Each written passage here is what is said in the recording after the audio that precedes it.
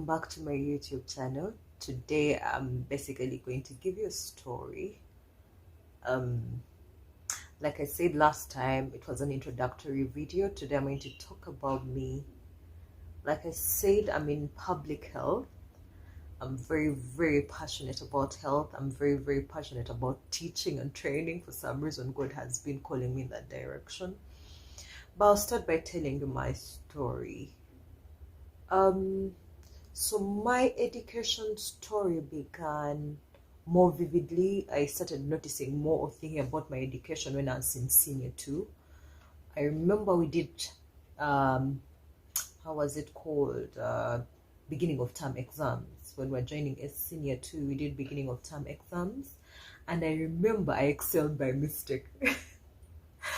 I did the papers and I remember as I think the 8th.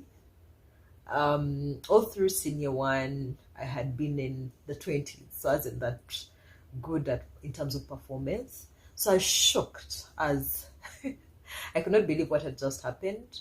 How could I only be among the first 10? I remember calling my dad and asking him how could I maintain, because it felt amazing to be amongst those. So I remember he didn't have an answer and he told me, do what you did and at the end of that term, we'll discuss. I think he was out of words. He didn't know what to tell me. So I continued my journey. And then, most importantly, during that year, I started realizing so many changes in our family setting. Dad had never taken long without paying my tuition or school fees. I remember in senior 2, that is when it started happening. And we didn't have school fees. I remember in senior 3, that was when it became more vivid. I'm a big chest for tuition or school fees, and I didn't know what to do. I remember breaking down in the bursar's office and asking him and saying, oh, you're throwing me out, but what next? I'm going to go home, but I know there's no money. Like, even the money that is going to take me home, I'll have to borrow it from my colleagues. Like, what do? I don't need this. And I was literally wailing, because I knew there wasn't much, but at the same time, school had become like my safe haven. I wouldn't think about things that were not going so well at home. So I remember breaking down and crying before him and begging him not to allow me go, but he was hesitant. No, he wasn't hesitant. He didn't have a choice, if I would say that. As a school bursar, you're supposed to throw kids out if they're not paying, so they bring money and the school can run. I was lucky that day, amidst my tears, that our school director found me and she took me to her office and asked me, why are you crying? And I remember telling her, I am crying because I'm being sent home to bring school fees, which I know clearly it's not home, and neither will I be able to return, because I don't know what will happen if I go back home.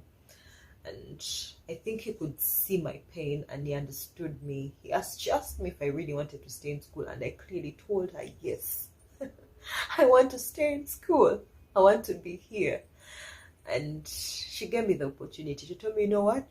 Go back to class. You'll not be trusted until your family finds the money. You're going to study. And that is how I studied. I remember when people were doing their senior 4 exams, those who did not have school fees were being thrown out. I remember there were like 3 people who missed exams. And I sat for my exams.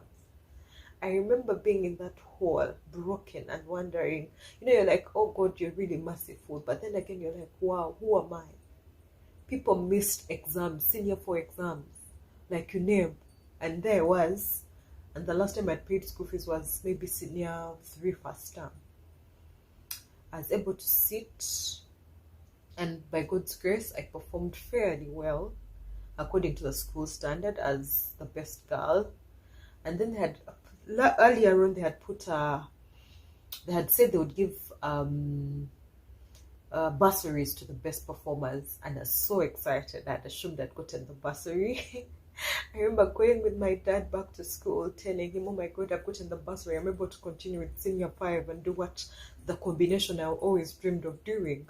So we went back and, alas, they told us, nah, the scholarship was cancelled. It didn't make sense. No one wanted it. Stressful. You can imagine. I broke down. I spent the whole of first term senior 5 home, crying almost on a daily, and that was my